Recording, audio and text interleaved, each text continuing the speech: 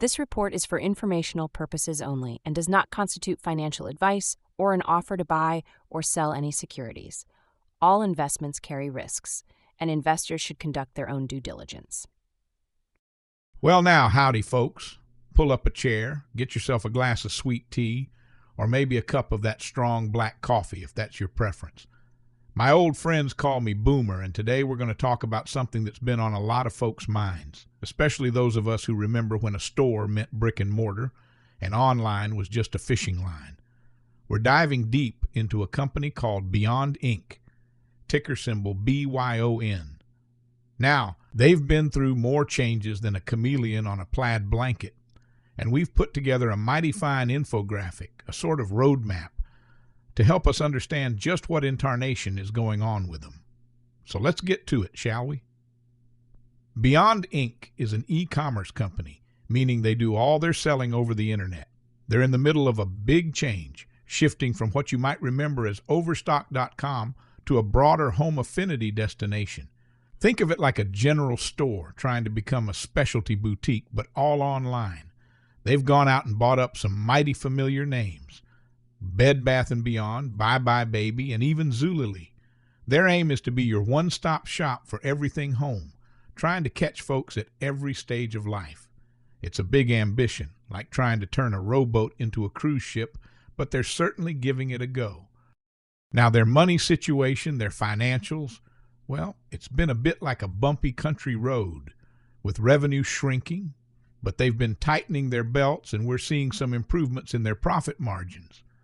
Still, they're spending more cash than they're bringing in from their main business, which is something we'll need to keep an eye on. The online shopping world is a tough neighborhood, full of big players like Amazon and Wayfair. BYON's management is trying hard to cut costs and get profitable. It's a high-risk situation, but they're fighting for it. So for now, our recommendation is a hold. We'll get into why in just a bit. You see here, BYON Inc. is headquartered out in Murray, Utah. They're all about e-commerce, helping folks find products and services to make their homes just right. Their main offerings are through their online brands, Overstock, Bed Bath & Beyond, and Bye Bye Baby. They even picked up the intellectual property for Zulily with plans to bring that back too. So if you're looking for home decor, furniture, bedding, or baby gear, they're trying to cover all your bases. Their target market is pretty broad. Anyone looking to unlock their home's potential, as they say, and support their families. They're trying to offer good value, trusted brands, and a smooth online shopping experience. Now here's where it gets a little fancy, like trying to understand these newfangled cryptocurrencies my grandkids talk about.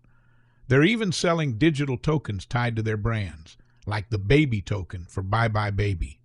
It's a new frontier, that's for sure.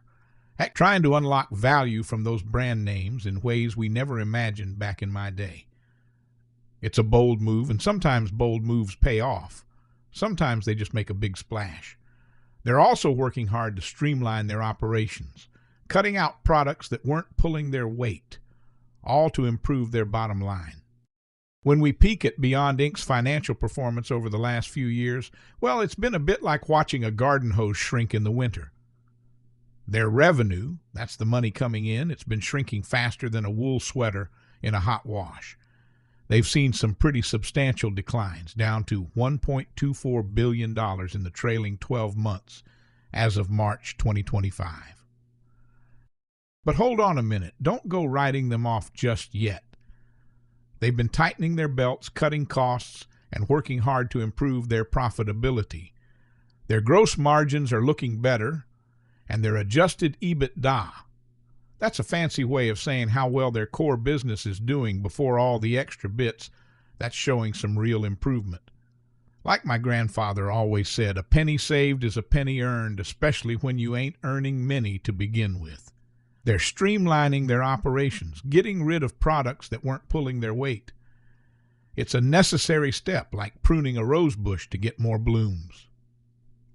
However, and this is a big however, they're still spending more cash than they're bringing in from their day-to-day operations. That's what we call negative free cash flow. It's like running a farm where you're buying more feed than you're selling crops. Can't keep that up forever, can you? It raises some questions about how they'll fund their future growth without dipping into the piggy bank or borrowing more. When you stack them up against the big dogs in the e-commerce world like Amazon and Wayfair, or even a spry young pup like Chewy, BYON's still got a long way to go. Those other companies, they're consistently turning a profit and generating a healthy stream of cash. BYON's still playing catch-up, and that's a tough race when your competitors are already running at full tilt. Now, let's talk about Section 3, Balance Sheet Strength and Capital Structure. This is where we see what they own, what they owe, and how much ready cash they've got. As of March 2025, they had about $114.6 million in cash.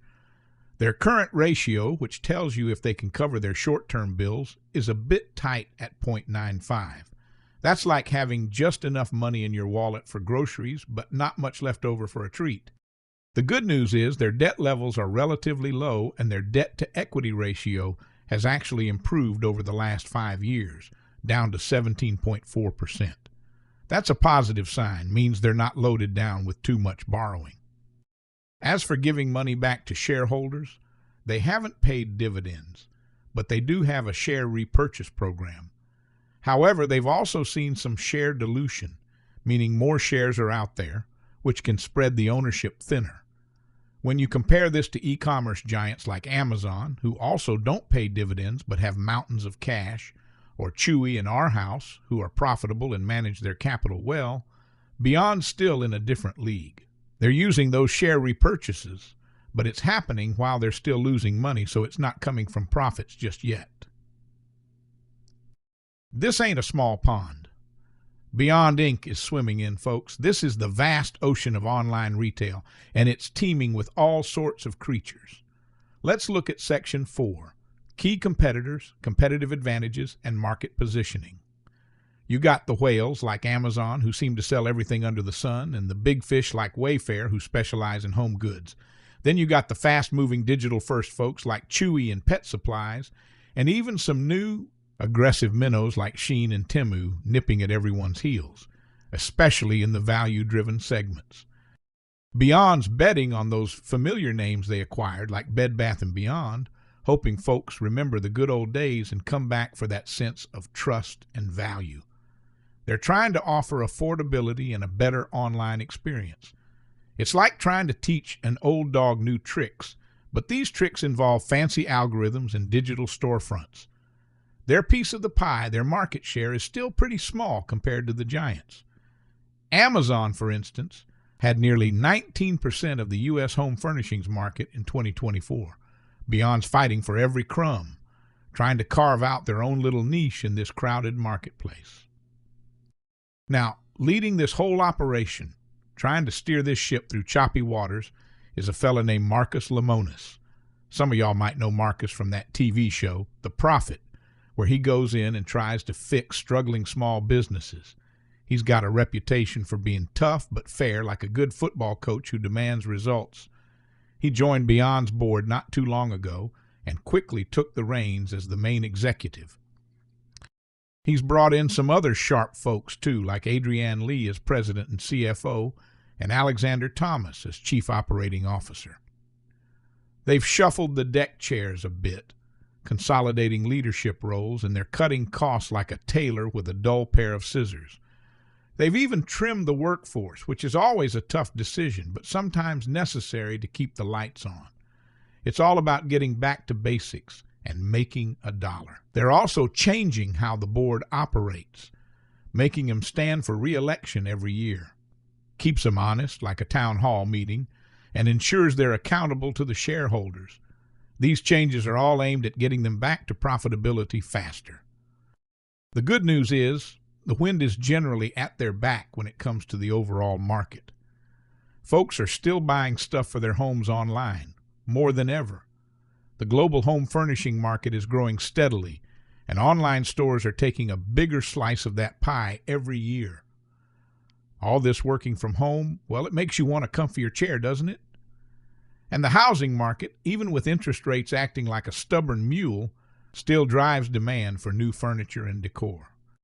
Now, the government, bless their hearts, they keep changing the rules on tariffs, especially on goods from overseas. That can make things tricky, like trying to hit a moving target with a slingshot, affecting costs and supply chains. But companies are learning to adapt. And technology, oh boy, AI and virtual reality, they're not just for video games anymore.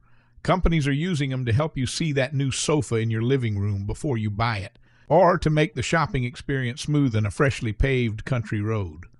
It's like magic, but with wires. The smart fellas in the suits, the analysts, they reckon BYON's still going to lose a bit of money this year, but they're seeing a light at the end of the tunnel for next year. They're projecting a return to revenue growth and a narrowing of those losses. Slow and steady wins the race, they hope, but they'll still be navigating inflation and interest rates, which can make consumers a bit more cautious with their spending. This is where we try to figure out what the company's worth. BYON's PE ratio? Well, it's negative. That means they're still losing money, and that makes it tough to compare them to the profitable giants like Amazon or Chewy. The market's being cautious, and rightly so. When a company's losing money, you can't really use that old PE yardstick. You're betting on the turnaround, not on current earnings. But don't go counting your chickens before they hatch. There are still plenty of potholes on this road. Operationally, they could face hiccups with their supply chain or unexpected shipping costs. The market is fiercely competitive, with those big e-commerce giants always lurking, ready to pounce. And those digital tokens they're dabbling in? Well, that's a bit of a gamble, with new regulations and liquidity concerns. It's like trying to navigate a swamp in the dark. You got to watch your step. They're facing stiff competition from all sides, especially from those digital-first rivals. Now they've been busy bees, making a lot of moves lately. Recent news and significant events shows us a timeline of their activity, from expanding their investment in Kirkland's Home to relaunching Buy Buy Baby online and even launching those digital tokens. They're not sitting still. These are all steps in their big plan to turn things around, showing they're actively working to improve their situation and leverage their new brands. So, in a nutshell, when we look at Section 10, Summary of Key Findings, we use a good old SWOT analysis. For their strengths, they've got those well-known brands and a management team that's determined to turn things around. But their weaknesses are clear: persistent revenue decline and that nagging negative cash flow.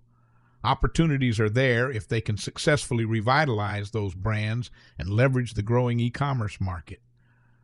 But the threats are real, like a rattlesnake in tall grass. Intense competition from digital rivals, macroeconomic headwinds, and the inherent risks of their new ventures. So after looking at all this like a good poker player, I'd say the best hand here for BYON Inc. is a hold. They're trying hard, they're making some smart moves, cutting costs, and trying to breathe new life into those classic brands. Marcus Lemonis, he's a fighter, and he's got his team focused like a laser beam on profitability. But it's a long game, folks, and this turnaround is far from complete. That negative cash flow is a real concern, and they're up against some formidable opponents in the digital arena. We need to see more consistent wins, more evidence that they can not only stop the bleeding, but start growing revenue and generating real cash from their operations. It's like watching a young colt trying to win the Derby. You cheer them on, you see the potential, but you don't bet the farm just yet. You hold your position, watch closely, and see if they can truly cross that finish line into sustained profitability. Hope this little chat helped you understand things a bit better. If you liked what you heard, give us a thumbs up, subscribe to the channel, and share it with your buddies. And remember, always do your own homework before you put your hard-earned money on the line. Y'all take care now.